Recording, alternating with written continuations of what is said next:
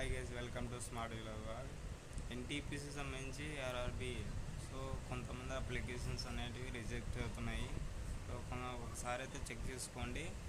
కొంతమందికి ఏంటంటే అప్లికేషన్లో కొంత ఏమన్నా డీటెయిల్స్ అనేటివి సరిగా లేకపోతే అప్లికేషన్ యాక్సెప్ట్ అయితే అవ్వదు.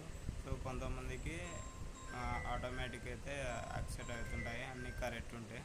సో ఇంతకుముందు ఆర్ఆర్బి ఎగ్జామ్స్ రాసిన వాళ్ళు ఉంటారు కదా, సో వాళ్ళ డీటెయిల్స్ ఆటోమేటిక్గా ఎన్టీపీసీకి కూడా వర్తిస్తాయి. కాబట్టి అంతకుముందు రాసిన ఎగ్జామ్స్ ప్రొవిజనల్లీ యాక్సెప్ట్ అయితే సో వాళ్ళకైతే అప్లికేషన్ అనేది తొందరగా అయితే యాక్సెప్ట్ అవుతుంది.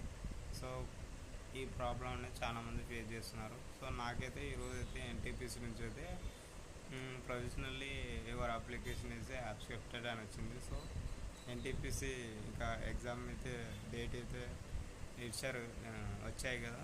సో నెక్స్ట్ మంత్ నుంచి స్టార్ట్ అవుతాయి, ఫిఫ్త్ నుంచి. సో అప్లికేషన్ స్టేటస్ అయితే ఒకసారి చెక్ చేసుకోండి.